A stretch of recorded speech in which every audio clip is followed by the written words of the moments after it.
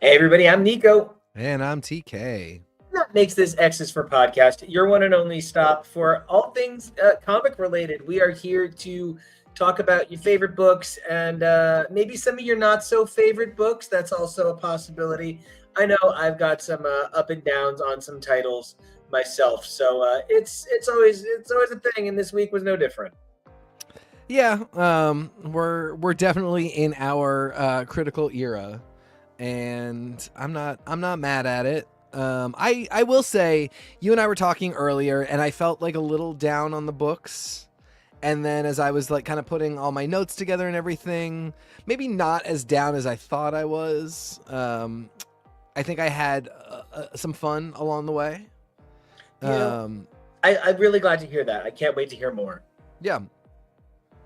It's fascinating because one of my problems, I think, with the current round of books, it sort of came up talking with your incredible partner Jake a little while ago.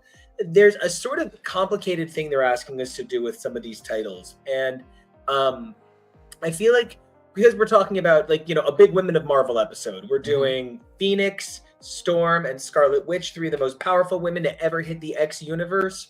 We are not the three most powerful women, but not the three most powerful women, just three of the most powerful women. And And then amusingly, that Scarlet Witch book now connects them all. it really does. Yeah, truly. Um, great. I love that.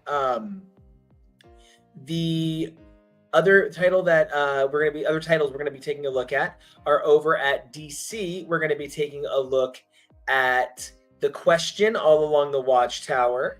We're gonna be taking a look at I know I can do this. Jenny Sparks and Yeah. Wonder Woman. Yeah. So I'm really excited because I read all of these books, so I can definitely talk about them. It's just like I also read a bunch of other books, so my brain is all filled with nonsense. Um, the one I will say, the one that I had some fun with, we didn't talk. I hadn't finished it the last time we were talking, and you had mentioned feeling a little iffy on The Question. I think that book is for me. Okay, great. I don't think that book is for you. I think it's for me. So I'm excited to talk about that. Well, I also want to say hey to Andrew. We love you, Andrew. We think you're great. Love always having you in the audience. Can't wait to talk to you all week. So, through the broadcasts, anyway, I don't mean like we are constantly on broadcasting at all times having a conversation. No, but you're super cool, Andrew, and you've been showing up a lot, and we love having you. That's what I'm trying to say. Um, So, one of the things that I'm really excited to talk about with this week is the state of the X books in general is kind of in like a weird place. One of the things that I am so excited about with the X books is that, I was saying, we were talking about with your partner Jake. The books are asking us to do a lot of understanding and a lot of accepting. I'm here for it. I am here to let the books grow, but I do kind of feel like every book is in its own universe right now. It is hard for me to see how Storm is in the same exact sphere as Phoenix, even though I think they both deserve that space. Storm and Phoenix are actually good examples and bad examples. The good example is that these are two best friends whose lives are constantly intertwined, who have been teammates forever, who are two X-Men. And X-Men tend to orbit around other X-Men. And instead, they are on opposite ends of existence. Phoenix is fully cosmic. Storm is fully terrestrial. And that's fine. That is absolutely fine. I think that's great. I've talked about this a few times. I just think right now Phoenix is not an X-Office book. It's not an X-Men book. Nobody, I mean, the Shi'ar being there, sure, whatever, but at this point, the Shi'ar aren't really an X thing either. Sure, that's where we first met them. Sure, they have a bunch of connections to the X-Men, but when you're talking Thanos, when you're talking Skrulls, when you're talking Kree, when you're talking Pericus, when you're talking about these characters that just aren't X-Men characters, when you're talking about the abstract entities talking to Jean Grey about how she's functional to the literal universe in the Marvel cosmology, we're not really in the X office anymore, and we shouldn't be, and that's okay. And meanwhile, Storm will always be an X-Man, will always be a mutant, will always be kind of queen of the mutants. She is our queen. We love her so much. This book specifically, people keep going, oh, Storm the X-Man. I'm not an X-Man, I'm an Avenger. And I'm just Storm, and I'm just here to work. Cool. I fully agree with that. Sometimes you're not an X-Man, and sometimes you will say to people, I'm actually not an X-Man right now. I'm doing other things.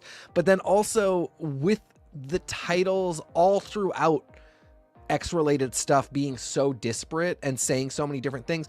And one thing that you mentioned to my amazing spouse being like, a lot of creators are being told, do your thing, write your book, write your situation. I love that. That's great. I want creators to be able to do that. If there's a lack of cohesion, though, it's a little weird. And when everybody is supposedly under the umbrella of the X Office and under the editorial leadership of Tom Brevoort, but the Queen of the X-Men is saying, I'm not an X-Man, I shan't be doing X-Men business, and my other gig is as an Avenger, I'm just sort of like, okay, well then take her book out of the X Office and let's do something else. And that's fine to give her that identity, but keeping her there and saying this is still an X book just feels disjointed. And that's even part of, I think, where I feel like Scarlet Witch has exactly as much to say about what's going on in the X universe as do Phoenix and Storm right now. Scarlet Witch has Quicksilver, an often mainstay of X Factor. It has Billy and Tommy, and sometimes even Teddy. And it's got, this wide variety of characters. I just sort of feel like Scarlet Witch is maybe even the blueprint for what Storm and Phoenix are doing. And we talked about it a little bit. And we're going to talk about Scarlet Witch in a bit, but there has been such a transformation for that title too. Yeah. It's weird in a lot of ways. That almost feels like that could be under the umbrella of the X Office more than a book like Storm. I'm glad it's not. Don't get me wrong. It's because it is doing a ton of other stuff, but it's sort of proving my point in that this is the daughter of X-Man Magneto, ostensibly. It is the sibling of Lorna Dane, sibling of X Factor's Pietro, mother to sometimes mutant adjacent Speed. There's a lot of X adjacent stuff with one, and the fact that she's the redeemer of Krakoa, like that she's the person that brought so many mutants back. But this is a big magic story, and it's a big how magic functions in Marvel story. So even though, people like Joseph show up and M shows up and people that are really tied to the X-Men are super present in this book, it is, of course, not an X book for many really valid reasons. And when you look at that reflection and what Storm is doing, that the liberties that are being taken to give Storm an identity that does not have an X in it, in the same way that Steve Orlando is trying to give Wanda an identity that is not simply as Maximoff, Lencher, Eisenhart, X adjacent. Crazy Lady Avenger. Yeah. The creative freedoms that he's taking to do that, sure, take them. But then, of course, this is not an X book. Scarlet Witch is not an X book. And similarly, maybe Storm ought not to be. And that's even, I think, where I feel the nature of the X Office is a sort of new creature right now. It's settling into itself and it's finding its path. And I think that's really important to remember, because as it's doing that, we're sort of seeing the payoff in bits and pieces. But so you brought up, before we get into the books, you brought up an article. The one that's in the doc? Yeah. The Adventures in Portes interview with Tom Brevoort. Yeah. Yeah. Do you have something to say first, or should I just go right for it? I'm here to support you on this. I mean, it starts off with them being like, so is this successful? Has From the Ashes been successful? And Tom Brevoort does this really weird thing where he's like, who knows where the numbers are and where they come from and what happens in this world that we all live in? Well, literally you do. We do not. The world has completely changed, and no longer can people like Nico and I get comic book numbers. Comic-Con is not a thing anymore. Diamond isn't distributing the way they used to. We never have numbers on digital. That's never been a thing. We only get what Marvel releases to us. We do not have the numbers. We will never be able to independently verify what sold, what got read. We don't know what the benchmarks are for a digital book or for an unlimited book, an unlimited exclusive being successful. Forget that. Oh my gosh. And we're just kind of stuck with that, which whatever. But you work at the company, you know, and like I'm not naive. I understand that when a journalist asks that question and Marvel does not want to show their hand, and they do not have to, you actually paid this man to do exactly this. But for me at this point, cutesy boy answers are not acceptable. Cutesy boy, who knows where numbers come from? Anything could be a number. Do 50% of Americans think we shouldn't use Arabic numerals? Okay, who knows? That those answers are not acceptable to me. I would just so much rather he say, we're really pleased with what's going on now. We don't talk about numbers. Let's get really real here. If you're not going to tell us, don't tell us, but don't you dare start telling me that numbers are a magical thing that just exists in a forest. It's something you and I were talking about where I am repelled by folksy charm. Yes. It is not for me. I don't want somebody who's like, I'm just like you with billions of dollars. No, you're not. Every comma you add means you are less like me. Every zero you add means you're less like me. And I'm already very aware that I'm less like other people. So like, I already get to say that I live in a magical bubble where I get to be on YouTube all of the time and I get to travel and I have the, I already feel very entitled. But so like when like super privileged people are like, I'm just like you, I'm like, no, you're not, you stop that. And so when perhaps an editor is sort of like, I'm in the same place, just like you. I'm a fan too. No, you're not. And like, I'm so happy that we are in a world where creators have this access to fans to talk to us this way. But I wish that it wasn't the same Wizard magazine rhetoric where it's clearly all been filtered through the PR company before it's said. Yeah, absolutely. And, he sort of equivocates in the same way about if the solo books have been successful. And again, there he's not even talking about numbers. It's just talking about the concept of the solo books. And it's a really kind of non-answer answer to the question. And then we get to this really weird thing where he does this kind of weird back patting about telling queer stories and thinking it's not a big deal. Hold on. So I want to get it right. Okay, so Exceptional X-Men #1 confirmed Kitty Pryde's bisexuality in Marvel Universe canon. This is something many X fans wanted to see for a long time. Could you share how this came to be and why now is the right time to make this confirmation? Tom Brevoort says, from my point of view and from the point of view of pretty much everybody up here, including creators, we didn't see this as a big deal. Like you say, we kind of saw that as a fait accompli. There are enough scenes and enough moments. People have been talking about this since forever. It's much like when Carl Kessel and I, now 25 years ago, did a Fantastic Four story that was a fill-in that spelled out the fact that Ben Grimm was Jewish. We didn't really think much of it. We were just going to do a story that takes Ben back to Yancey Street and deals with his roots and plays a little bit with his Jewish heritage. And it blew up like crazy because it was like, oh my God, Marvel confirms the Thing is Jewish. And we were kind of like, you didn't know that? Guy who denies thruples? Yeah, I mean, first of all, like, it's a very much one step forward, two steps back situation. But also, again, like, I'm not charmed by you talking about your personal experience of not thinking it's a big deal. You can tell me that, sure. If you genuinely, which I honestly don't believe, but if you really stared into my soul and told me you were being truthful, if you genuinely were like, yeah, I don't know, we just wrote it. Okay, that is what happened. But then at some point, somebody told you that this was a big deal to people. Somebody who monitors social media, which is very active when it comes to comics commentary, saw that everybody was saying Kitty Pryde is confirmed bisexual. That's a big deal for a number of different reasons.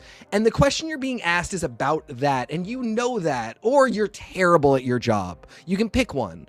But if you know it, again, stop being cute. You know we're asking, what are the concrete numbers on the book? How is it selling? You know we're asking, what are the implications of making a canon bisexual character? And particularly what I would have pushed for it on, and what these kind of outlets that get these interviews never do, is like, why are you being so weird about so much other stuff? if you're cool with Kitty. Like, what is the policy here? What's going on? And similarly, as a Jewish person, yeah, Ben Grimm kind of means a lot to me because we don't have enough Jews in the Jewish created comic books world. And don't be dumb. You know, I get that you might have felt at the time that it wasn't a huge deal, but you said it's been 25 years. In 25 years, have you maybe noticed that Jewish people don't feel super represented in the medium? And that's a particularly weird one because Jewish people helped found the medium. Stanley Leibowitz. That is the question that's being asked. That is the thing that you were asking. Stanley Lieber? I think it's Lieber. And there were so many creators who had to hide their names. Yes, who have non-Jewish names. All of the characters are Jewish metaphors, but not Jewish. You know, their backstories are canonically not Jewish, and that is what it is. We're past that. But your responsibility now, Tom Brevoort, is to answer that fucking question. And the cutesy answer again, like I hate the sort of like, oh, you know, we're such good people, we didn't even think we were doing a good thing. I don't know. It's, you know, it is a big deal that Kitty Pryde is bisexual. It also calls into question a lot of stuff that came before, and in good and bad ways, in ways that are, this is what comics do. Now that this is on page, you look at that panel where she's resurrected and jumps on Ilyana, and it really kind of maybe does mean something else. And that's cool. That's cool to rethink about. But like, let's not sit here and go, it's not a big deal. Why are you asking me that question in this interview? Answer the fucking question. Let's do this interview. And it's just where I really think that we have reached the point where, like, because Gail Simone, writer of Uncanny X-Men, sort of lives online in a really positive way. I mean, I hope for her mental health it's a positive way. The access to these creators is very different. So then the editors try to have a little something different than the creators have. And I want to come to Tom Brevoort's Substack excited. But instead, I kind of find myself a little confused at times. I look to him to be the leader of the line. And for the most part, his answers seem to be, I'm just here to corral the monsters. And like, I don't know, I hope for a little more. Yeah, there is this constantly adversarial thing of like any critique is haters, and you know, nobody knows what's going on because we're not sharing numbers with you. So you know, there's so much stuff where it's just like, okay, you're a hall monitor and we're all just making your day worse. I'll continue to spend my money and make sure you get paid for your job. Sure. Okay. And, you know, like, I love that you use the answer of Gail, or the concept of Gail Simone, because if Gail Simone got the question about Kitty Pryde being bisexual, which in this case would not be applicable to her because she's not writing that story, but if she were canonizing a character's sexuality, I think her response would be really different based on what I see her saying online when she canonizes any number of other things and talks about other stuff and talks about the relationship between Gambit and Rogue, when she talks about her love for Rogue and sort of what metaphor she's drawing from when she uses Rogue. I think that she would answer the question very differently. I imagine Eve Ewing would as well. And I don't really, at this point now, I'm like, I don't really want to hear from Tom Brevoort because I don't like this runaround. And I guess I would just like to go directly to the creators while also acknowledging exactly what you said, which is like, that's also tough because I don't want to wear down their mental health and they're giving so much. I guess that like it comes to that point. Like you have your Gail Simones who are giving so much of their time and their emotional energy to participate in fandom and to respond to fans. And meanwhile, you have people that are paid to do that and sort of to protect the creatives who are making the issues. And I sort of wish those people like Tom Brevoort would take inspiration from the people that they're there to stand in between the fans and those creators and learn from their example about how they talk about this stuff. Maybe, you know, I know it's tough with an interview like this, but like maybe you get the questions and say, I'm gonna talk to Gail or I'm gonna talk to Eve Ewing about Kitty's bisexuality and like fold that into my answer so that the answer I'm giving you is not just like, I don't know, I'm just a guy. And it's that you either want my respect in your role or not. And if it's not, then that's totally okay. I'm not here to Sure. yuck your yum. But Yeah. I do think part of it has to do with demystifying. Like, sometimes it's so weird but people will come up to you and they'll be like, "Oh my God, I love Kid Riot. I've read Kid Riot like 10 times. Oh my God, oh my God." And like, thank you. My critically well received, but obviously so extraordinarily famous webcomic Kid Riot. It when it means something to people, we've had a few people cosplay Kid Riot characters. Amazing feeling. But so like sometimes when people come up to me and they're like, "Oh my God, and like this character," and I'm like, no, I totally. I mean, I created them and I wrote all 4 of their appearances, but like I don't have that relationship with that character. I know I created them. I'm sorry you don't like my answer. I'm so sorry.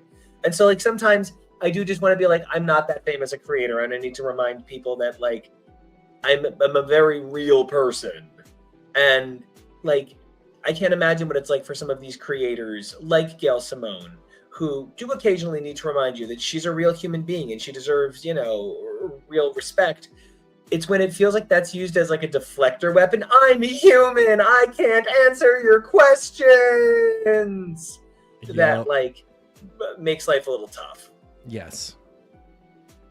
So, all right, you want to tear into these books? Let's get to it.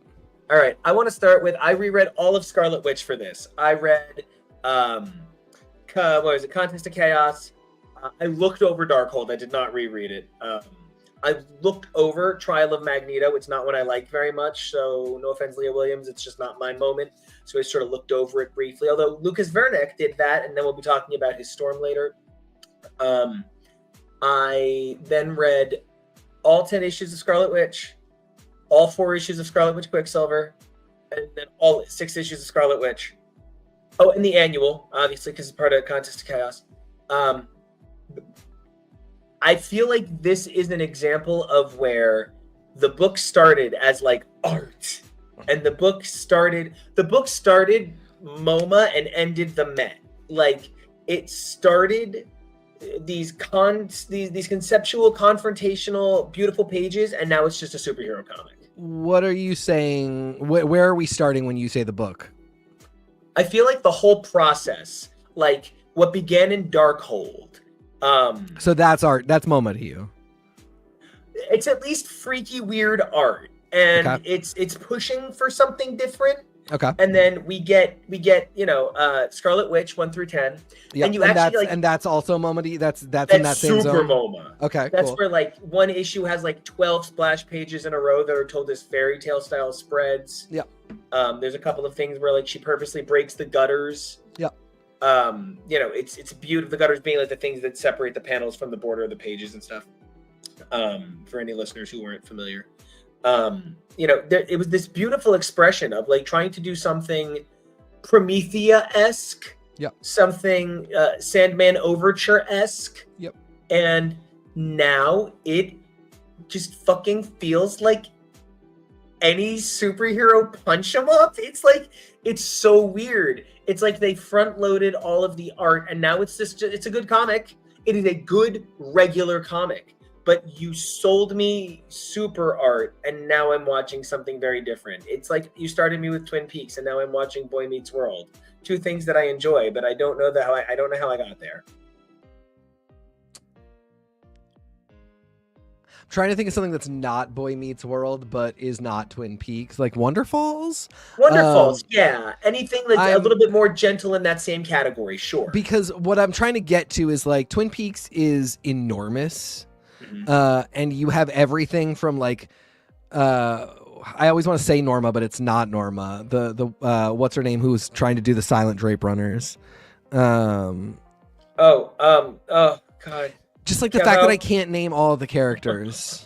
Yeah, Nadine, thank you. Nadine, who's just trying to do Silent Drape Runners to like gods of darkness and their like lodges of white and dark and like insane cosmology.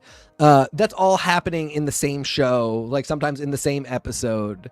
And it's sprawling. It's really enormous. I'm somebody that thinks that sprawling and enormous is I prefer it if it's done right. I know for a lot of people, it's like dial in, get specific, focus up. And for the most part, I feel like that's better advice to assume people need, because most people cannot go broad. Steve Orlando was doing well with broad in those 10-ish. And it's funny because Darkhold is very specific. Darkhold really is dialed into one specific thing, which is Scarlet Witch, you know, figuring out this particular aspect of her existence and canonizing some stuff about who Scarlet Witch is. And then we go into the Scarlet Witch series, which is both very in a great way monster of the week, but each monster of the week really expands the view of the magical universe of the Scarlet Witch. And we then end at 10 issues, pick up a 4-issue Scarlet Witch and Pietro and Quicksilver series, which is just an arc of Scarlet Witch that focuses on her with Pietro. And then we just continue that immediately in a new book called Scarlet Witch for the first 4 issues of that too. But then the book is ongoing, so issues 5 and 6 now take on a different storyline. And even though there's a connecting thread and there's serialization, even the breakup is weird. Like, you know, if Scarlet Witch was 10 issues, which it is a solid 10 that makes sense as one whole thing, but then when you cut to Scarlet Witch and Quicksilver, that should be 8. That should be the 4 issues of Scarlet Witch and Quicksilver, and then the next 4 issues of the Scarlet Witch 2024 comic should be part of Scarlet Witch and Quicksilver, because it is the whole thing of the two of them resolving what they're going to be to each other. And that starts in issue 1 of Scarlet Witch and Quicksilver and ends in issue 4 of just Scarlet Witch. And then Scarlet Witch goes on a new adventure in 5 and 6. So it's confusing.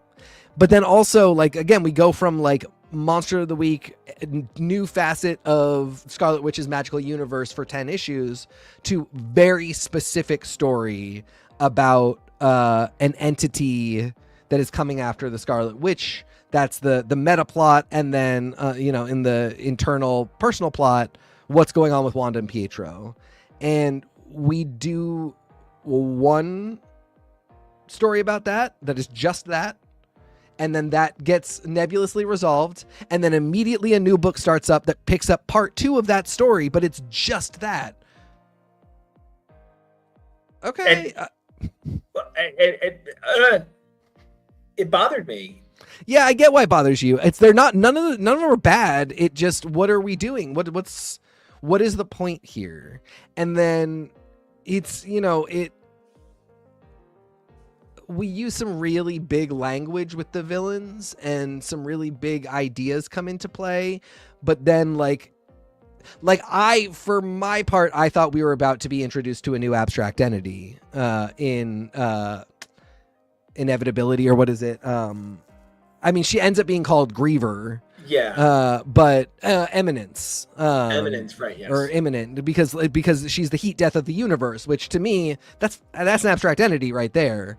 But then immediately they kind of kneecap the whole thing, and they're like, she's like a lady that's mad, and she's got a sister that's mad that her sister's mad, and they just want to yell at Wanda.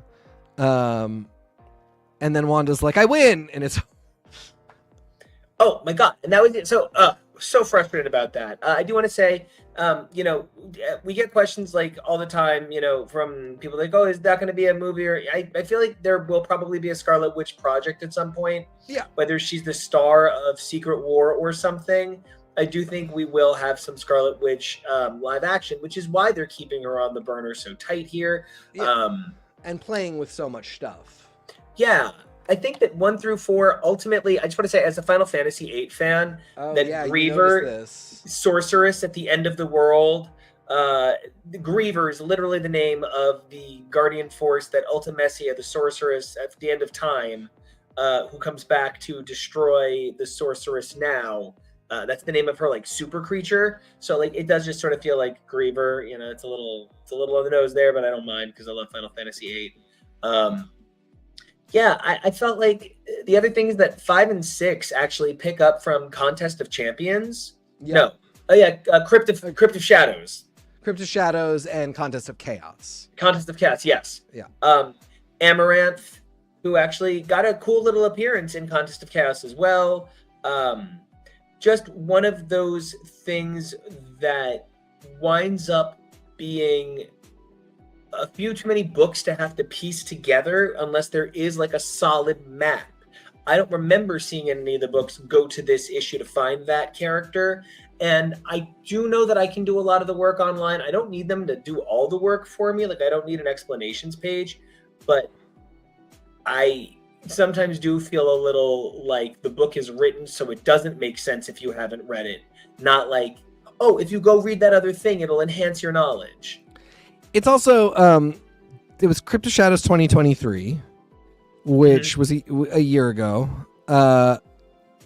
You and I are pretty hardcore about the Crypt of Shadows book because it's one of very few spooky books that we get for spooky season every year. So we go hard on those. We pay attention to those. That story was kind of like, it felt like a one-off to me. I got that there was a Darkhold connection, but it felt like a bit of a one-off. It was like the last story. It wasn't even like an Agatha or a Scarlet Witch story, because the Scarlet Witch story was the one with Vision. That was the second story, and Amaranth is in the last story. And it's just odd to pick a random anthology Halloween book that Marvel doesn't seem to have a ton of love for, that yes, the Bricklayer is adjacent to or attached to the Darkhold and Chthon, but that was a year ago. That wasn't a major character. That wasn't a major story for Wanda. And I mean, like, I really respect Steve Orlando for being somebody who's paying attention to what other people are doing and folding that into his narrative. But again, it's one of those things where editorially I might have said when that story was offered to me, just do something else. Don't make it the guy from Crypt of Shadows a year ago that we haven't mentioned since. A lot of that story could stay, but the fact that it's all the Bricklayer and they keep being like, as you know, from the experience that we memorably had 1 year ago in one part of an anthology story. I'm sorry. That's asking a bit much of me. Pulling. Sorry, go ahead. Dreamer in DC Comics. Oh, hi, Dreamer. Hey. You're also very welcome for the spoiler, Andrew, for a video game that is older than me. Yeah. It is not. I am 100. It's like, but it's 30 years old, so we can play it. Yeah, on that topic, I do think, because what you're bringing up is Crypt of Shadows 2023. I'm bringing up Crypt of Shadows 2024, where Agatha says she's going to come bother Wanda, and Amaranth appears in one of the stories. Yeah, that's where she's on planet Blickety Block, and then she's back there in this issue. But like, that's a good example. Like, that's I don't super care. But at least that was like this year. We established in Crypt of Shadows that Agatha hangs out on that planet. So when she shows back up, and she's talking about what she's going to do about Amaranth. So in less than a month in Scarlet Witch, when she shows up with Amaranth, and then at the end of the issue she's on the planet going like, oh, my test worked. Yeah, I can remember that. Like, that's easy. That was very recent, which kind of makes it shine all the more that referencing the 2023 one, it's just like, that's not, you needed to have done that a year ago. And then if you wanted the Bricklayer to be somebody, you needed to have had him lay more bricks in the last year. He would have needed to justify his inclusion here. I know we're talking about like kind of what it's become, like, by my own admission, a little bit more of a minor book. When the book launched, it had Russell Dowderman on art, and like, yeah, and he's still doing covers, which everybody loves.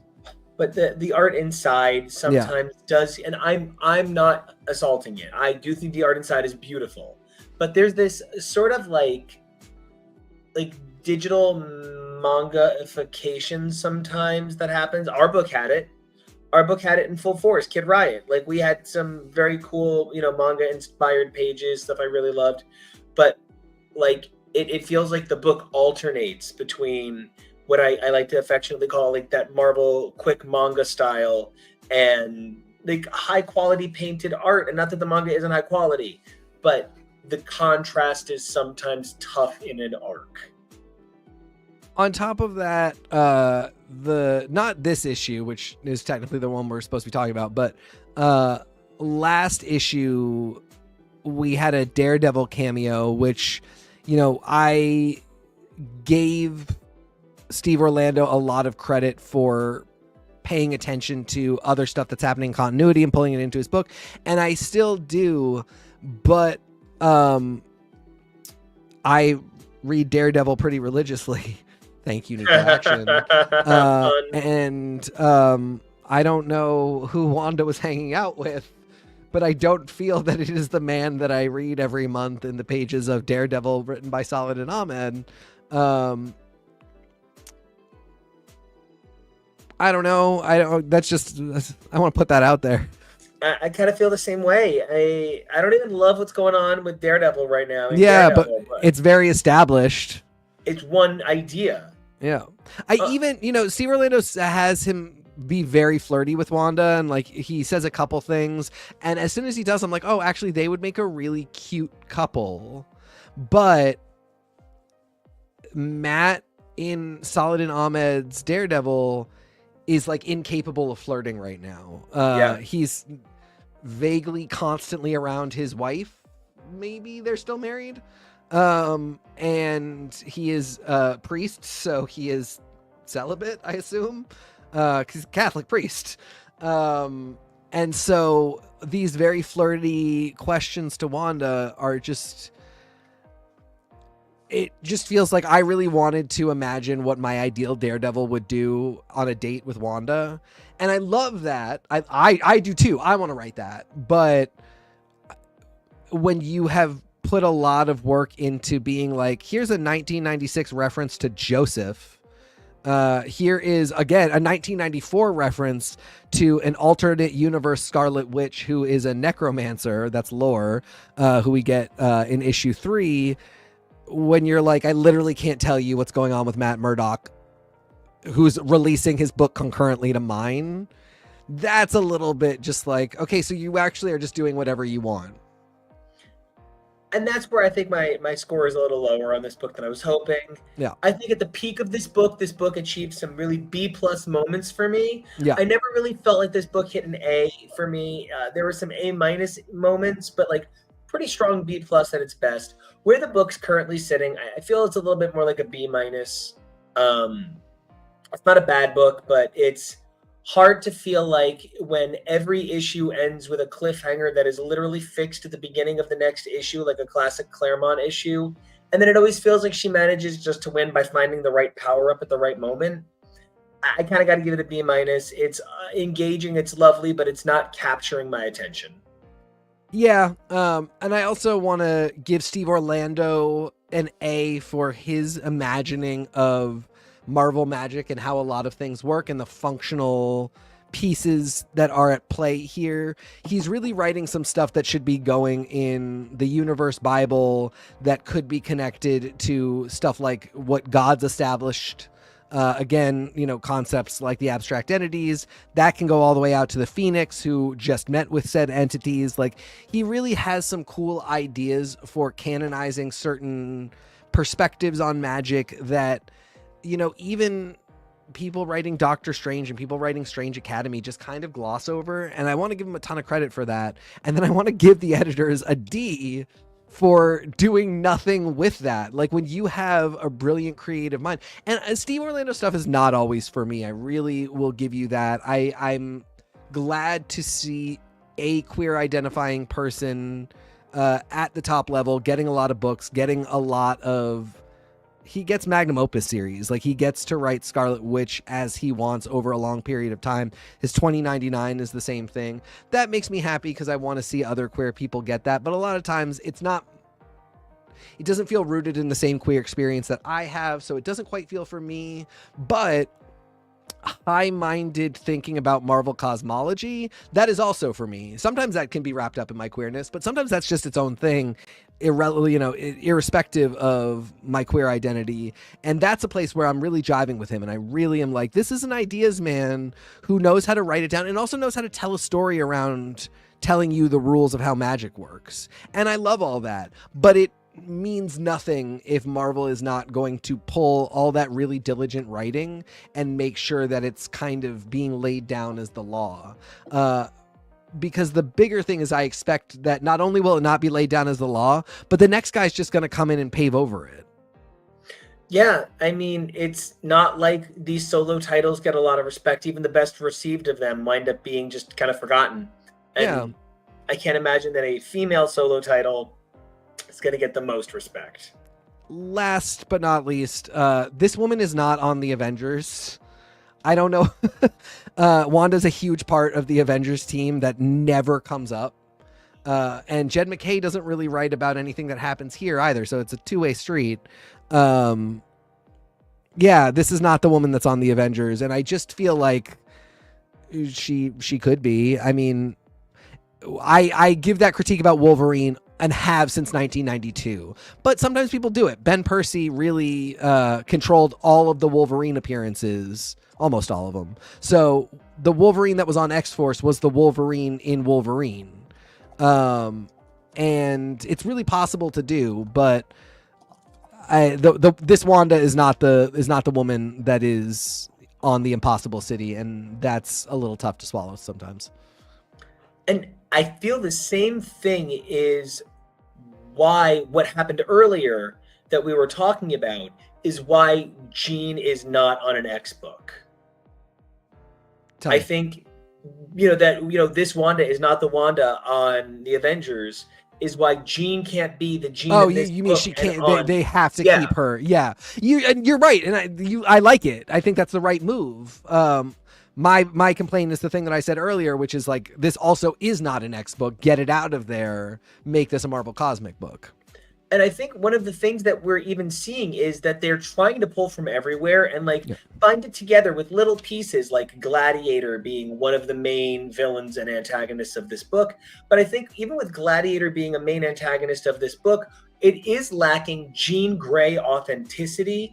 I love the Phoenix ideas, and I love what we're getting about the woman who became a god.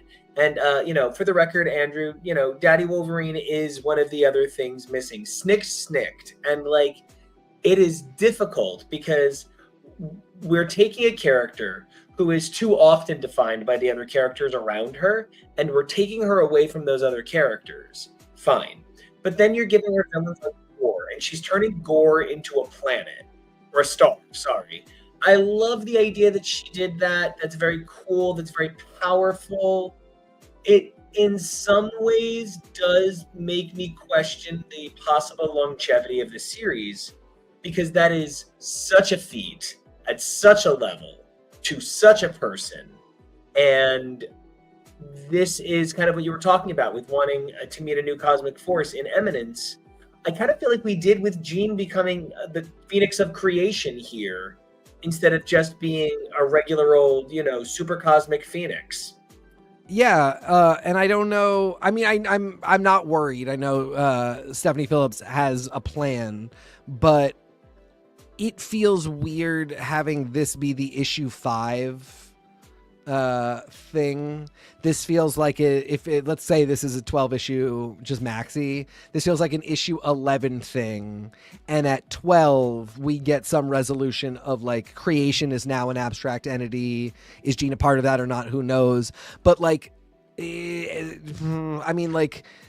this is, you can't go much further in level above Gore as a villain, and then the abstract entities and the Celestials showing up and saying oh, you're one of us, which also vaguely we know the Phoenix is a fundamental part of the universe that's already been a thing. And so I'm not really even sure what they're asking, but what they are asking is basically for Jean right now, who is the Phoenix, to move into a level of activity that is just, we're not gonna write comics about unless it's like Secret Wars. It's sort of difficult to do a solo Jean Grey series about how she's the most powerful force in creation. And if you're going to do that, then you can't convince me I have to care about One World Under Doom. Because if she's killing Gore the God Butcher, Doom doesn't matter at all. And Jean just fixes that as a favor to her friends before she ascends to godhood, which like also we just came out of the Dominion stuff, like Phoenix fighting the Dominions. It's a little too high concept. And it winds up putting too much pressure on a character to be a concept. Yes. Because thank you. And just Dreamer, I totally get, we are always joking about how, like, we know we need to get the list of books we want to get up in advance. We wind up talking about pretty much everything that comes out that Wednesday at one point or another. Yeah. So I recommend, like, if you're ever looking to know what we're talking about, we're always looking at, like, either League of Comic Geeks or the previews list. We're really just kind of looking at the current book cycle. And right now we're talking about the 5th issue of the Phoenix series at Marvel. So that's really actually easy to pick up. We're going to be talking about Storm, which is only 2 issues in. That's super easy to pick up. Scarlet Witch is a bit heavier. As Nico mentioned, on top of the fact that there is a 2022-23 Scarlet Witch series, there's also Scarlet Witch and Quicksilver, and then there's the currently running Scarlet Witch book. So that is in total 20 issues, plus some of it goes back a little bit further. So that's one that you might want to look at Marvel Unlimited, which does tend to have read lists for this type of stuff. But it is, Scarlet Witch and Quicksilver, and then Scarlet Witch again, if you ever want to pick that up. And then DC, it's kind of similar. We're talking about a couple early in their runs or mini series, and then one that's been going on a little longer, but is on a jump on point. And I really love you summarizing that. Thank you so much, because it makes it easier. And that's one of the things where, like, that is probably where Phoenix is interesting, because, like, you're loving Phoenix, I think, or you're at least liking it a lot. I'm interested. I mean, I'm interested kind of in the same way that I'm interested in Scarlet Witch, and like I said, Steve Orlando's writing magic lore and magic rules. But this is 5 issues in, and this is how I was feeling about Scarlet Witch 5 issues in. And then we keep going, and we just hit a point now where I'm like, I don't know that we can keep, like, this is supposedly going on indefinitely, and we're at issue 5, and I'm thinking this needs to wrap up in 2 issues. And that's even, like, Scarlet Witch keeps getting these same power-ups. Yeah. Where she keeps becoming one with the purple cosmic chaos force. And like she also keeps saying, I can't touch Chthon again or I will turn horribly evil, and then touching Chthon again, doing the magic thing, and then just abandoning the, like, devil witch persona that she has going whenever she... Well, that doesn't matter anymore because Chthon got out. Yeah, so he's just free now. And so all of they were threatening us with absolutely amounted to nothing. Yeah. And Phoenix is tough because, like, we're talking about how Phoenix keeps getting power-ups, Wanda keeps getting power-ups. Storm is the opposite. Storm is, like, literally the exact opposite. And the thing that makes Phoenix hard is that, like, again, I want to see Jean interact with people. I know we've had moments of her with people here and there. It's not the same thing as being in a title with people. And, like, this is Jean's first solo title. This is her first time being on her own like this. And it's not quite as the wonderful experience I would want for Jean, but it's a great experience for Phoenix. I also do wonder a little bit about how we've reached a point where the symbology of a concept has gotten too big. The iconography of Phoenix doesn't fit in one idea anymore. So I have not heard of the crown. I have not heard White Hot Room in the same way. And I don't think we're talking about White Hot Room at all. Yeah, because she's probably separated from it, or it's burnt out, or it's got to rebuild. But, like, all of that stuff, all that Morrisonian stuff feels so much closer to what Eternity is talking about than Jean as a woman riding in a fiery raptor feels as a like Jean being super powered and being a cosmic force that fights evil in the galaxy. Like, that's a fun book. But there's so much Phoenix stuff that came before this that kind of was already that big that is now not being touched on at all. And they're basically telling us like, hey, girl riding around in a Firebird, you do it. I also just want to say real quick, Dreamer DC Comics, there's no such thing as a fake fan. No. If you love something, you love it, period. It doesn't matter how you love it, period. Fans are fans. Yeah. And if you get your answers for Marvel stuff from the movies and Agatha all along, that is awesome. Those are great places to get ideas and answers and those stuff. are all really valid stories. If you are curious about what's going on in the comics, those are not necessarily the best places to fully get the comic stories. But if you just love the MCU characters, that's where the MCU characters are. They're inspired by the people that we're talking about, but you don't. There's many a thing that I enjoy the inspiration and not the thing that inspired it, and that is always okay. Absolutely. And just to hop back to Phoenix, I am willing to see this book hit 12 issues, but I really do think that we've hit a point where like we're gonna have to do the dial back. She's going to become so powerfully cosmic at the end of the 6th issue that she's going to wake up on a planet with no powers, and it's going to be maybe some take on Planet Hulk, or it'll be something like that, and she has to fight herself, be free. It's a whole thing.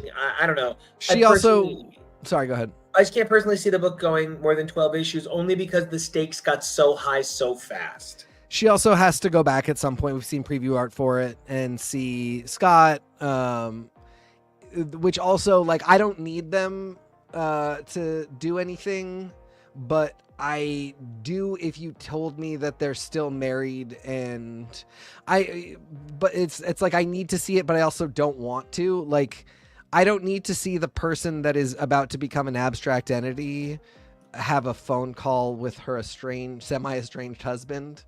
But I would like to see Jean Grey grappling with being the Phoenix have a conversation with Scott, and with Logan, frankly, too. But that's what for me, what the real disconnect and weird thing is I love the idea of Phoenix becoming hugely powerful and figuring out what that means. I love the idea of Jean Grey being the Phoenix. I love the idea of Jean Grey dealing with her marriage, but I don't see all those things coexisting. And I'm not convinced by the way this book is telling me those three things coexist. And so it even makes me think a little bit about the boutique run. When Mark Waid was writing Daredevil, which dollar for dollar, probably my favorite Daredevil book, it was so well received, they literally told other people to draw Daredevil in the cartoonier style. So when he appeared, he had the simplified, smoother costume. They literally were like, people want to be in on this, make people in on this. So that when that success was so palpable that they tried to copy it to other books, they did the same thing. And we wound up in this situation of the boutique classicist run where, like, you don't fuck with somebody when they're working on a character. You don't fuck with somebody when they're developing their Sandman or their Animal Man, or you don't break up somebody doing a legendary run at the height of their power. No. But you know what?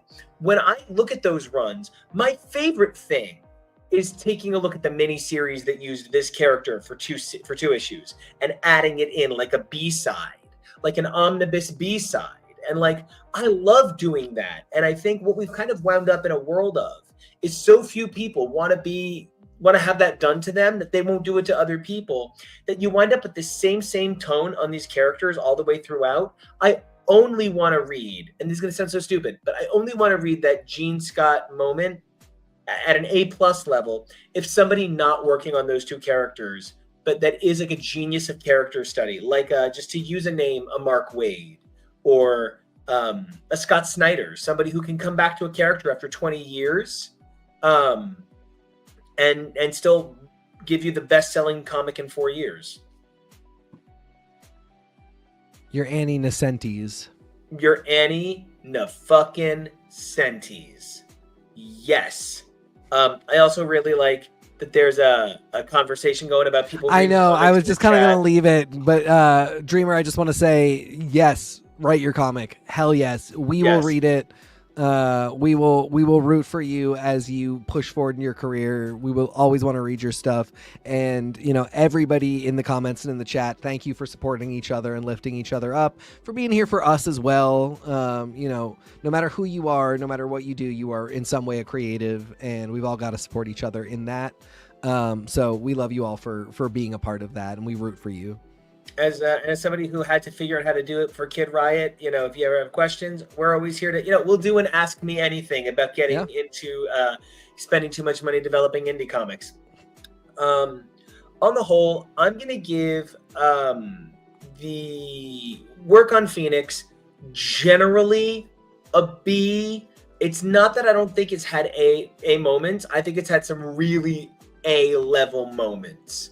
But I do think that there's enough shit missing that makes it feel like a C at times. Like there's enough stuff. Like I don't get why Gladiator is the worst right now.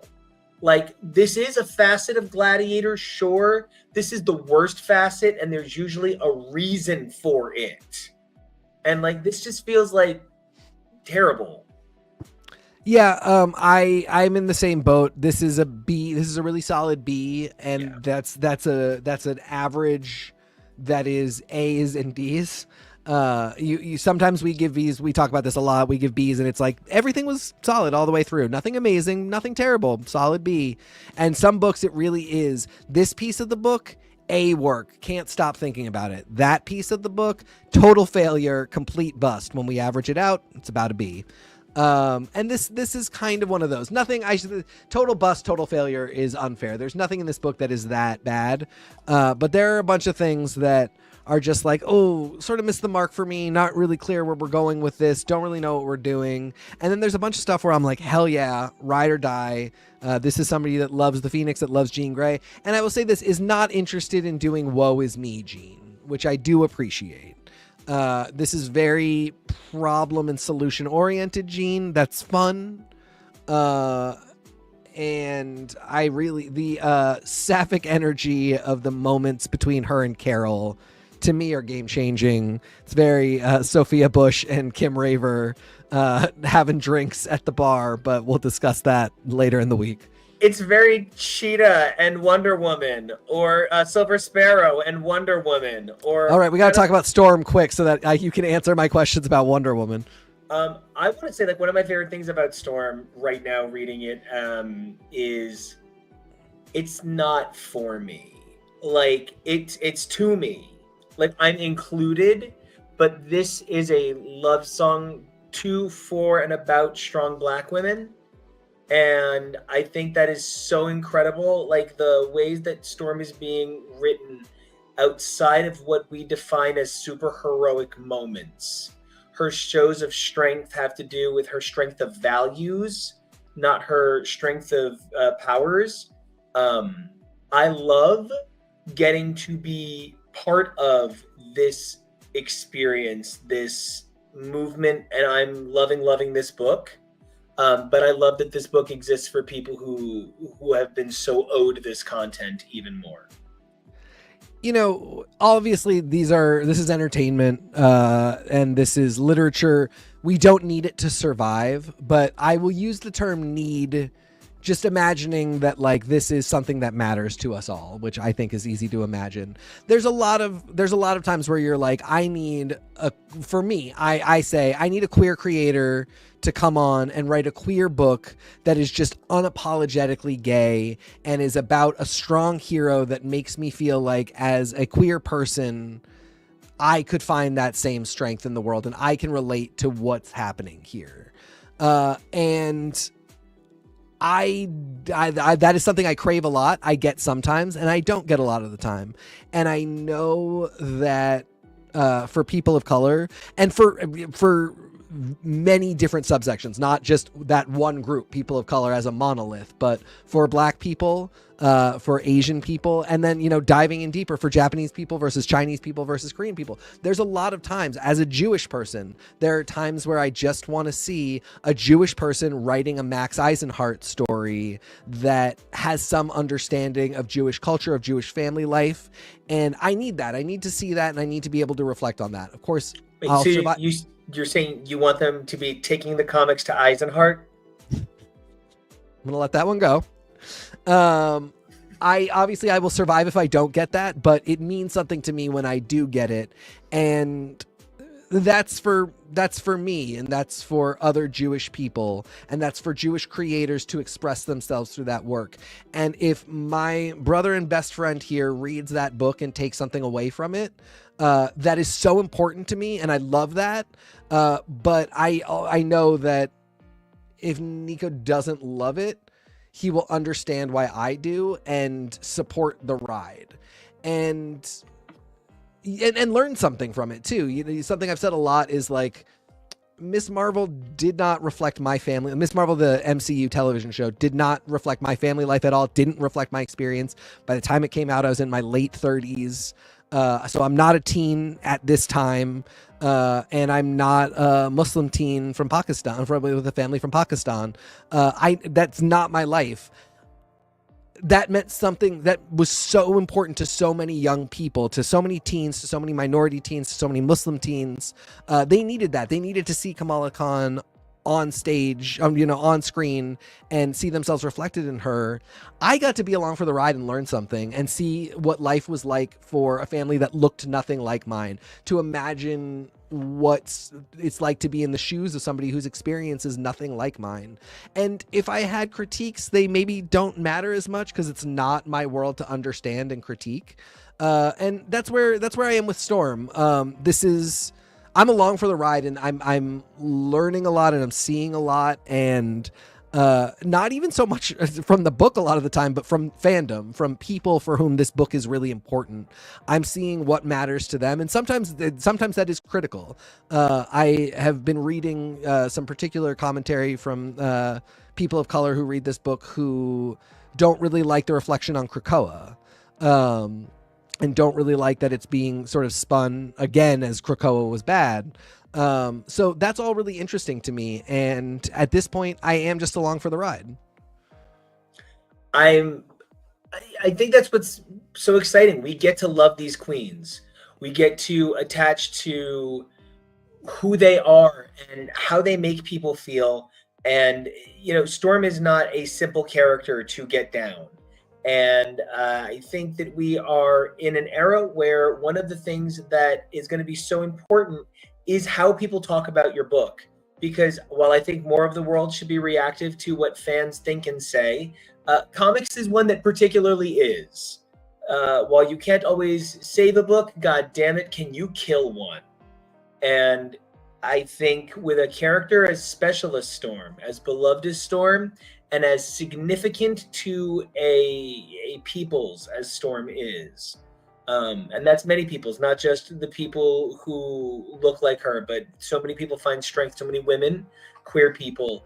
This is never going to be a character you can talk about easily, and that we are having such positive things to say about this book when we're openly saying that it is clearly designed for a subsect of fans, but for the enjoyment of all fans, is just a real testament to why I give this book probably an A-. We're 2 issues in, and I feel like they're very decompressed at the moment. A lot of stuff's happening, but nothing's happening. So I'm A-, B+ing, but I'm A-, B+ing in a very positive way. Yeah, me too. Little critiques here and there. The one thing that I did say to Nico was there's this moment where she's talking to Dr. Day, who's really coming down on her about how mutants have not helped with his superhero hospital. And, he's saying the Avengers were there. He shows her this picture with everybody who is not a mutant, and where were the mutants? And Storm's like, yeah, I'm really sorry. Here is a very large ruby. And suddenly he's just like, I never thought I'd say this, but the X-Men are totally welcome here. It's a moment that reads really weird and out of nowhere. And again, just feels like one of those things that there's just so many times where I'm like, does somebody read and edit these books? And when they get a script, do they say like, hey, this doesn't make any sense, you have to just like add in a little bit of dialogue or something? It's that thing that I can't think of what editor used to say it, but they used to say that the worst part about putting a great artist on a Bendis book was you were just going to let her over it anyway. So like, I wonder if it's one of those things where the art was beautiful and there was just a dialogue smooshing problem. I guess so. I don't know. It read a little bit clunky. But other than that, yeah, this is a really cool story. Other minor quibble is this is exactly what happens at the start of Krakoa when Storm has like the weird bomb put in her, and we did the silent issue with Jean. Storm's just always like starting off the era dying, and of course we know it's Storm and she's not gonna die. So I just think again, like, this is one of those things where I get the pitch, I love where you're going with it, and I see that we're doing what we're doing here, but maybe as an editor I say like, hey, we actually just did this, so let's tweak it in some way. But that's none of my business.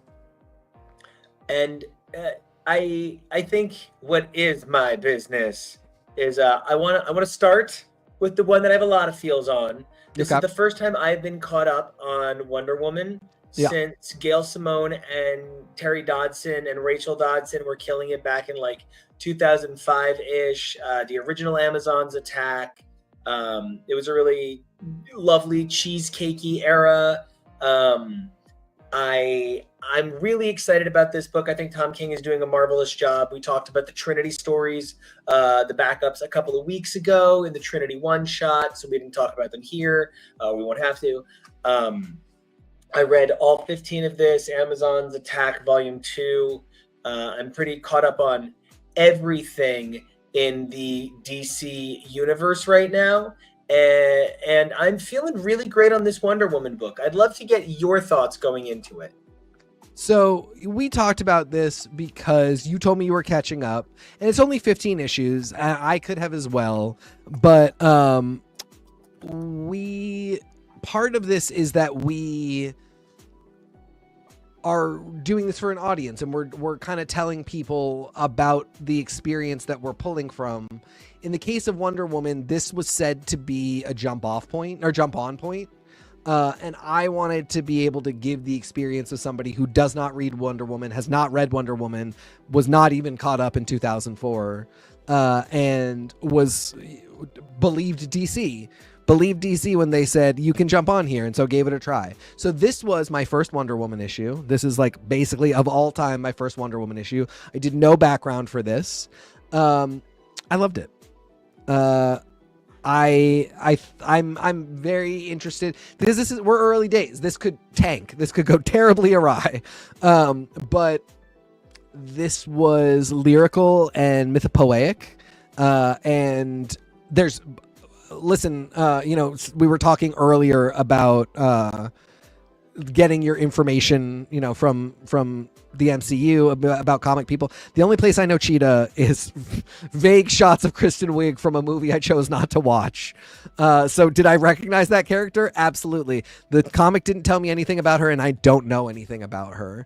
I don't know anything about Yara, and I don't know a ton more about her now that I've seen her for the first time. I believe that the blonde girl is Trinity, who I have seen in World's Finest, but I don't know that. The blonde girl is Cassie. Yeah, okay. Like Cassandra, the other Wonder Girl. Okay, so didn't know that at all. Don't know her. The blonde one. I do know Donna because of Titans. Titans, the TV show. But again, I don't really know her. I barely know her in DC because of Titans, the book that I also just jumped on with. Where we complained about how she seems very important, but is also not featured in the book on the cover, or she's on the cover, but she's not featured in the book. She's like, they're like, oh, she's leading the team, but she's not on the cover at all. And Thank you. Like, yes, then that's what it was. How does that work? That's what it was. Thank you. So yeah, like this was a really interesting thing because normally I would say, well, if it's a jumping on point, you need to tell me more. Like I need to, I think they actually really don't name Cassie. I could be wrong. I could have just been reading a little too quickly, but I don't think we saw that character's name. So I'm just like blonde girl in a Wonder Woman t-shirt. But this issue was written in a way that it was fine. And I'm on board, and I don't feel confused even yet. I don't feel like, because the other thing is this is issue 15, but they don't reference issue 14, which like comics used to do that, man. It's so weird coming from Marvel, having grown up with Marvel, where everything that I started reading was in the hundreds, was in the 300s, was in the 500s.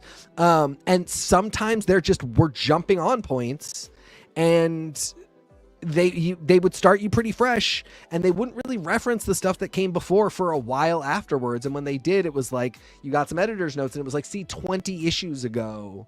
But they would also, because nobody, there was no digital collection, so they would kind of re-explain everything that was being said, or if like a 3-panel thing, right? Or if you're a great writer, as is the case here, you don't start by worrying about that, and you just go with a kind of a blank slate and something that, like I said, is very lyrical and is very visual and is very, just take everything at face value and read the issue. And now I'm on the water slide and I'm going down, and I'm lubed up, though I'm properly covered. It's not a dry run. And this was a really cool, unique experience, because like I said, a lot of things now I sort of expect that you're going to spend the jump on issue telling me everything I need to know, otherwise I'll be confused. And it's few writers who can not do that and keep me feeling not confused. And one of the things that makes this book so clear to work is the unfortunate, obvious political parallels to this world that we live in. It makes it so much easier to follow the intent, a lot of the direction, the drive. I just think this is marvelous. I think the energy is great. The art is fucking mythical. The intent is so good, and I often find men writing takedowns of straight men, or straight men writing takedowns of straight men. They always kind of miss the point for me. It's not a group that frequently looks inward well, but this is a straight man doing it from the lens of what every straight man has done wrong with Wonder Woman previously. I love that, and I love that this version of Wonder Woman instantly brings Cheetah, who was just pitted against her, onto her side. She amasses her family and gets rolling in developing a sense of what to do. There's so much strength in developing the perspective of a character you think you know. How many of us think we know Superman? How many of us think we know Batman? And when you can develop a new vocal identity for that person, I think the strength in this Diana is her silence. The Sovereign does a lot of the narration, if not all of it. Sergeant Steele gets more dialogue than Diana in nearly every fight they have. The idea that what is her name? Give me one sec. I always forget her name. It's because Grail. I didn't even have to look it up. The fact that Grail is such a great foil to Wonder Woman without actually being much of a foil to Wonder Woman here. Because if you think about it, Grail actually is actually the daughter of Darkseid. So she actually is sort of permanently subjugated by a man. So it's just sort of fascinating for me, the ways in which this book allows the road to bend. Where would one see that this is being narrated by Sovereign? Throughout the whole, from issue 1, he's constantly and this is the story of how Wonder Woman defeats me. Okay, and, that is a reference that you do not get at all if you start at issue 15. Interesting. Unfortunately. Well, interesting, because maybe they'll get me there. I did not realize that. I thought that because you knew the story that was being told, you knew who the character was. And where does Grail show up? Grail showed up in maybe issue 6. She's the one that looks like evil Wonder Woman. So she's not in this issue? She's not in this issue, no. Okay, great. Okay, cool. It's a really dynamic story where they're building together. I think there's even a character, Silver Swan, who at one point is like, I will defect from the bad guys and run away with you, Wonder Woman. Things are going to get bad. And Wonder Woman's like, no, that's okay. The thing that this run did, and I hate to spoil it for you, because they talk about it, you read the issue, so you understand.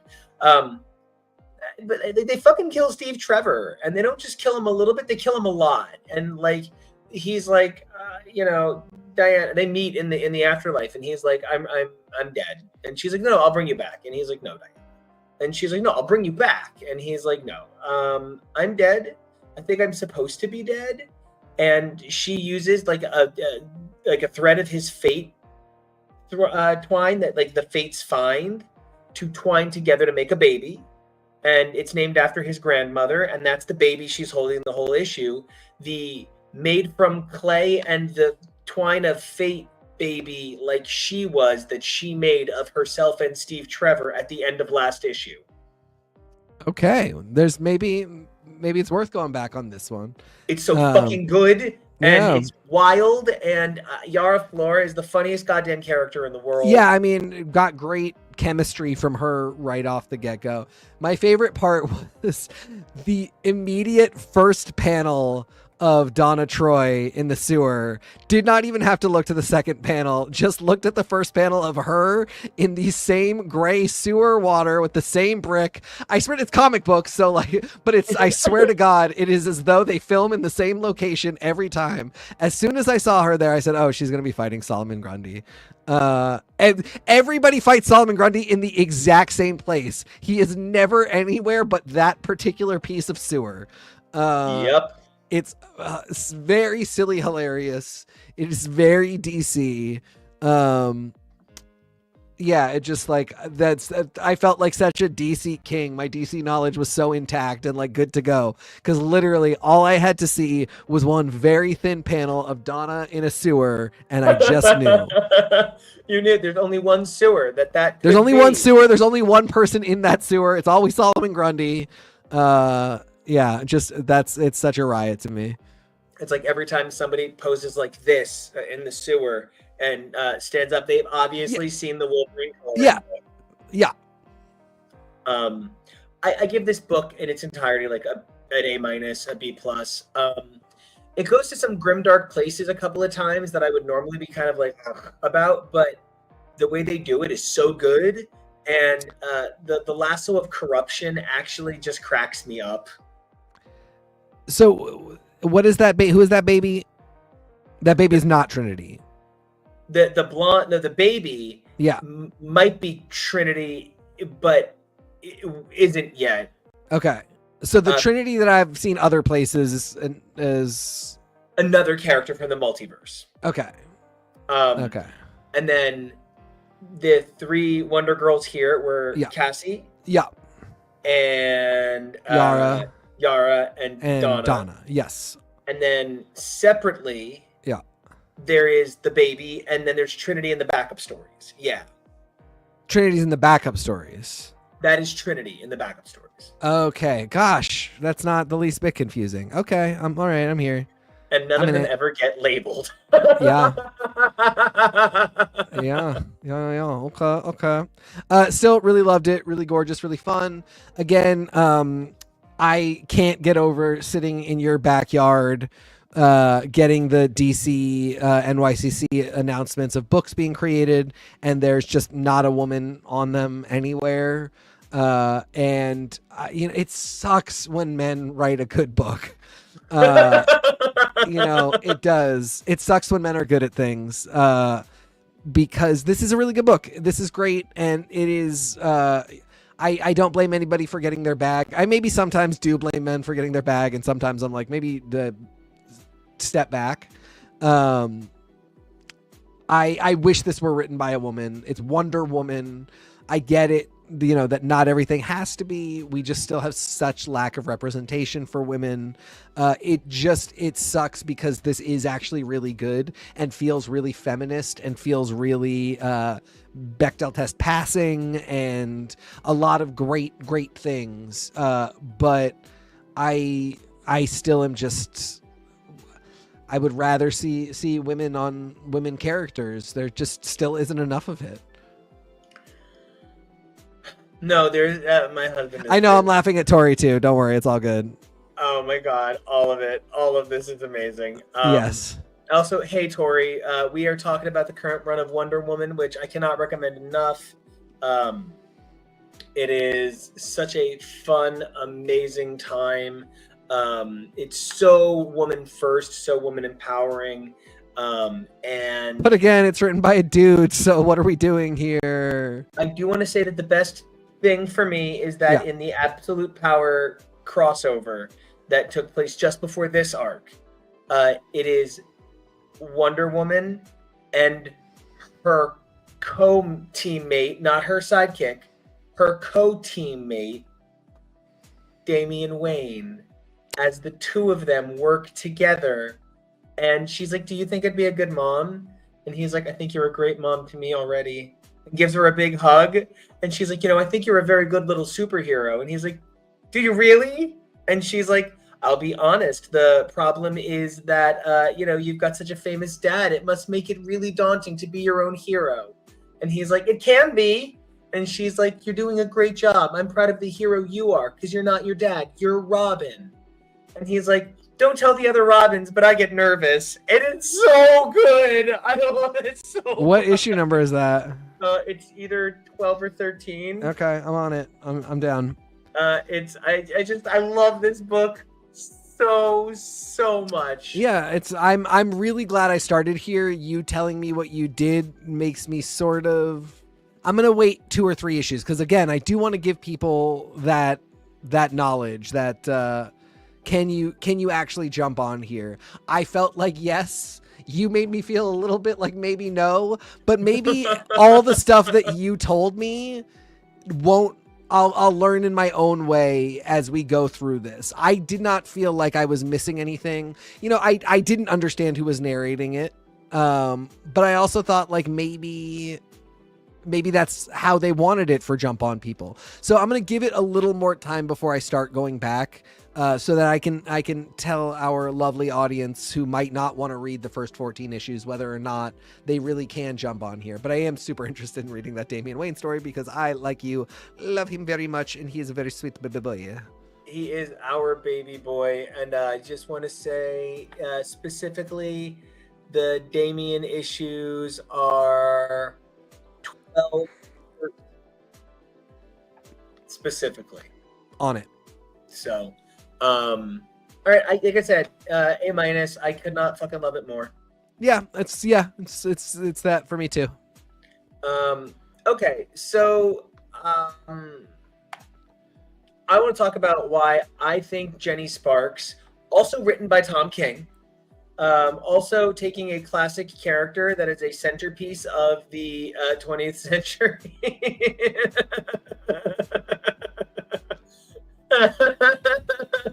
And messing with it. I give this book in my heart of hearts an A. But I think realistically, this book is a B. And I think it's because it's a masturbatory, self-obsessed exploration of the way a character that actually isn't quite as legendary as they want us to think the character is. Like, this book straddles that it's Jessica Jones, and also she is that important. And you can't have it both ways. It's the Brevoort thing. So, like, I give this book really high marks, but I need to know how 5 goes before I can have any opinions. Yeah, I don't necessarily give it high marks so far. I think it's really interesting. This is a Black Label book, so it is not continuity. I was a huge what? They can make it continuity later on, which they do all the time, but it takes somebody referencing it. Yeah. I was a huge Authority fan. Authority is pretty sacred to me. I was kind of bummed when I discovered that they were being very ham-fistedly shoehorned into the DC universe. And how's pest control in there? It's fine. Sorry. Good. Just making sure. I've since been very confused as to the status of all of my favorite characters like Apollo and Midnighter, Jenny Sparks and Jenny Quantum. I don't really understand where Jenny Quantum is at all at this point. Jenny Sparks ostensibly should not be able to come back to life. And so there's a lot that I don't know here. This didn't feel like, oh, Wonder Woman jumping on point, I'm there. This felt like, okay, it's the Jenny Sparks #1. We'll see where we are. And then I had more questions than answers. The idea of the spirit of the 21st century or of the 20th century arriving immediately into the 21st century a year later, and we've already completely fucked it up. And that being sort of a reflection of another story that is more about an active duty Jenny Sparks. I don't know. It's not, I see it. I'm there, but I'm not convinced. And this didn't do the job of making an old Authority fan feel like, oh, okay, there's my Jenny. I'm gonna figure this out. I feel very disconnected from the character I loved in the Authority, and am I now like, maybe the job that this did that I should give DC credit for is like, now I have to go read a whole bunch of old stuff that came between the Authority and this book to figure out what happened to everybody. I know there was a Stormwatch in New 52. And so, yeah, I've maybe got some work to do. And maybe this, maybe on top of just telling a good Jenny Sparks story, the idea was get people to read the back catalog. And that's even part of what they do that's so clever. When you jump in and out of a character or a team, they know that eventually you're going to want to catch up. You're going to want to figure out everything you missed. And so often what they do to make that happen is they put really interesting reading lists available on either the Marvel app or the DC app. And it'll say, everything you need to know to read this character. But oftentimes I find that like they leave out all of the things they know they're not going to mention. So it's kind of like you're not really getting a reading list. You're getting a very controlled reading list, which isn't the end of the world. But I do sometimes wonder a little bit about how you can easily get back some of that stuff you're missing. Yeah. So, like I said, B, I love it because of the sort of the nature of the way it's trying to do something. It's trying to tell a story, even if it's not nailing it for me. I like that it's trying to do something compelling, the way it uses Batman, the way it uses Superman. I think those things are interesting, but it really depends on how it sticks the landing or not. Yeah, I think it's a B- for me right now, and the how it sticks the landing will definitely potentially change that grade. Absolutely. Now, okay, I'm very eager to hear about your positive reaction to the question. Now, I gave it a B- ultimately. I didn't think it was a terrible book, but I thought it just gave a lot of questions. Like, I don't think I even really know what's happening. Like, I don't even know the central mystery yet. I have pieces of it. I'm here. So talk to me about how you felt about it. So, exposition is one tool that is sort of hugely important to comic book storytelling, and serialized storytelling overall. And if you can figure out a way to do it artfully and entertainingly, you can get away with the fact that, like, we think of exposition as this sort of gross thing that has to happen in writing, that every piece of information we should be able to get to our readers, whoever's hearing the story, we should be able to get it to them better than exposition. We should be able to write stories so naturally that everybody knows what they need to know without ever having to tell and always being able to show. But that's horseshit, and exposition is hugely important and can also be really great. And there's something that people like data dump storytelling. Like, that's a genre, that's a way to do things. People read those books and love them. Entire genres. until you got me into that style of audio podcast where like sometimes the narrator will just, and I listen to some of those seasons multiple times because like it's so engaging. It's hugely important for podcasting where visually you literally cannot show. And so for me, this book was a really important guidepost in my getting into DC because I am a little too old for what most people are going to do for a point of view character. It's pretty rare that somebody's going to give you a over 30 point of view character. If they do, it's going to be either it's like a Bob Reynolds, they were here the whole time, and you, the audience member, reading them, which like then we hate that story because it's an you're the dummy. Yeah, because then it's an overused trope. And you're kind of feeling like, you're with stupid, or like it's just the point of view character who is over 30 is usually just not lovable or relatable. That's just somebody can do it really well in the same way that Tom King can start a jump on Wonder Woman story in this lyrical way. Somebody can, I'm sure, write a 30-year-old point of view protagonist character in a way that is very relatable. Most people can't do it. So giving me a seasoned, well-known character who I even know from old DC, from Justice League, the cartoon series. And then of course, as I told Nico, the voice in my head as I read this at all times, Rosie Perez.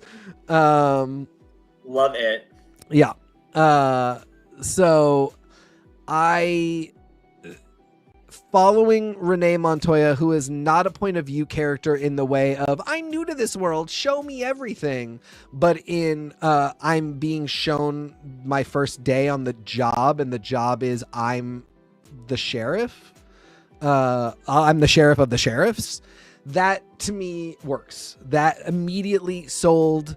Immediately I am seeing things, seeing people and characters I like vaguely know, but didn't necessarily know if they were part of the Justice League, if they were going to be in this series at all. Blue Beetle is like kind of a good and bad example because I know who Blue Beetle is just fine, but like I don't get the chance to interact with him much, and so that he's going to be in this book is kind of exciting to me. But to your point, I did not feel as though anything I had read previous to this gave me the impression that there was a problem with the Watchtower, and so when it comes up, immediately my question is like, well, you guys just built this. Like, why you guys just built a super station for every hero. Job. Yeah, like you built a super station for every hero in the world, and you're saying everybody can live there, and it's the most important thing, and like this is what we have to do to survive the next Amanda Waller attack, and then immediately there's a problem. Okay, shut it all down and everybody leave. Don't hang out. Why are people drinking and playing pool? That was definitely one point where I was like, you maybe, again, that's something where like when that comes in for me as an editor, I'm thinking like, we got to retool this a little bit.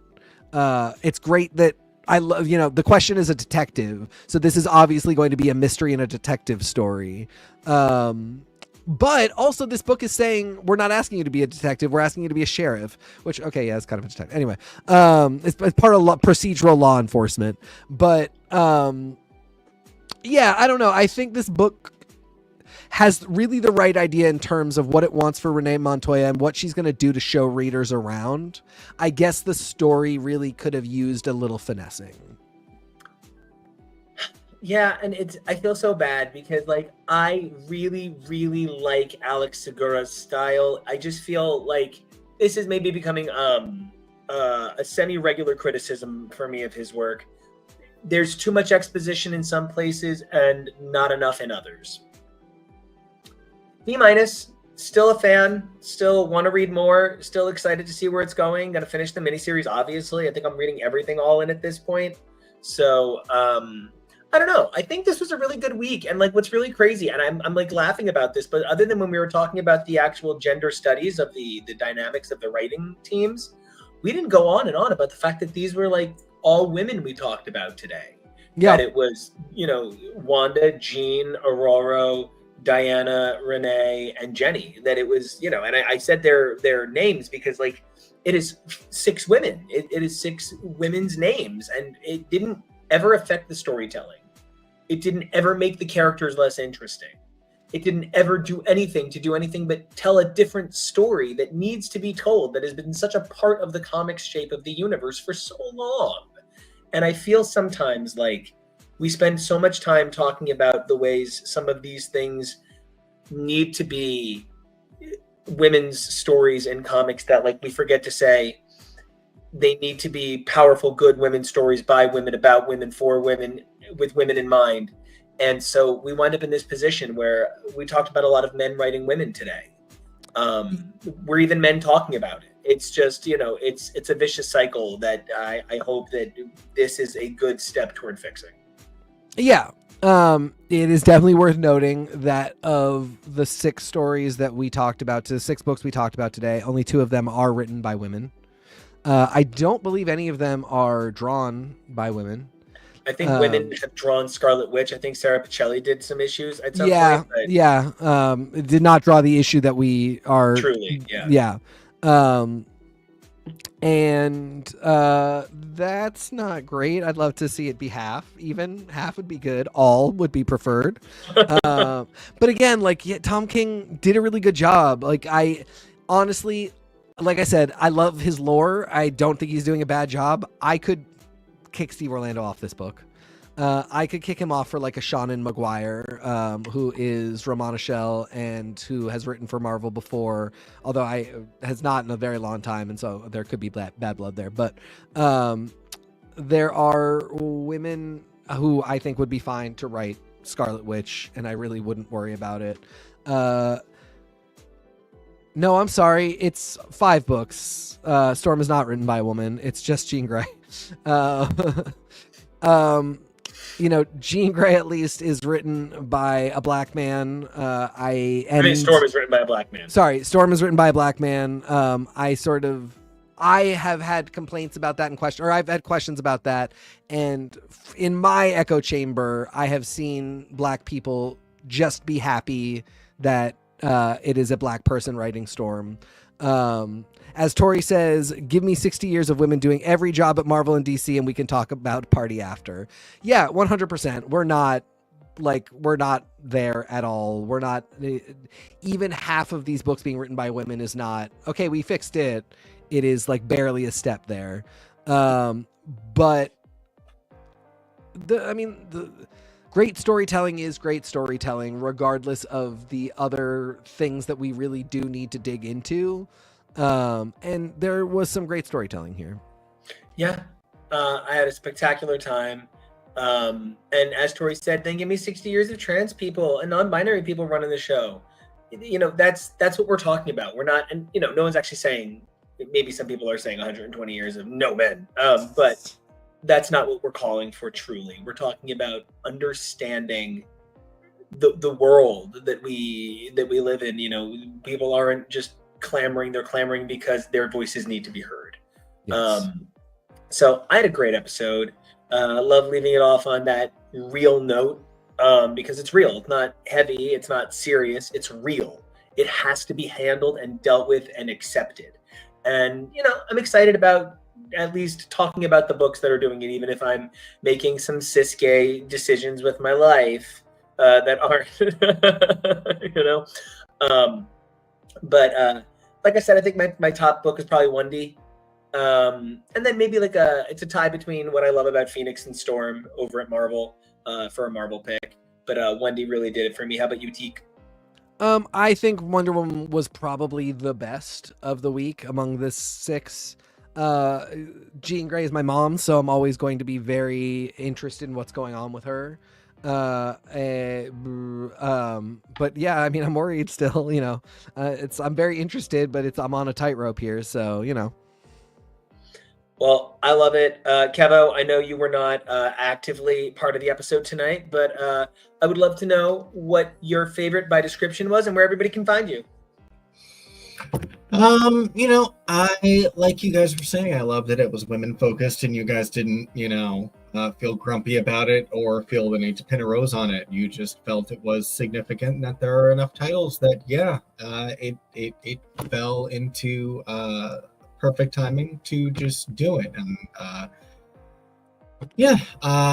I also would love to take the opportunity to pimp real quick the music videos that went up today over on Nico Action Music, as we are going to start dropping Nico Action Christmas music. So check out two pop hits, All I Want for Christmas Is You and Underneath the Tree from Nico Action's Christmas EPs, which you can find over on SoundCloud. And in this holiday season, you can find me on the socials, especially Blue Sky, as we are all heading over there, at Kevo Really. That's KEVOREALLY.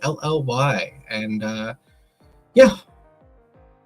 you're amazing. Thank you so much. And thank you so much to our amazing audience today. Love having all of your amazing voices out there. Dreamer, Andrew, Tori, you showed up and you made my whole heart sing. But TK, I have the best time doing this with you. I know we've got some drag coverage coming up. I know we plan on talking about the Grey's mid-season finale with Kevo. Can't wait to get up and on there. But until then, where can everybody find you on the interwebs? You can find me at Blue Sky and Instagram at TK Elemental. Nico, what about you? As for me, you guys can find me Blue Sky, Instagram, and more. Nico Action, NICOACTION. And if you want to check out the sounds, that's Nico Action Music, NICOACTIONMUSIC. Thanks to all my new subscribers on SoundCloud. Y'all are cool. And can't wait to meet you all over here on YouTube Music, where I'm getting some new cool traction. And to all of our new subscribers here on the channel, we love you. But 3 things you guys can do: like, comment, and subscribe. It really helps out that crazy algorithm. But then 3 things you guys can do for yourselves. Number 1, stay safe. Number 2, be brave. And number 3, you guys have got to evolve daily. All of these characters that we talk about are time travelers, so they are used to your shit by now. So you got to get back to that evolution. Who you were yesterday, amazing. Who you are today, incredible. But who you are tomorrow, that's the dream. And until then, stay safe and we'll see you.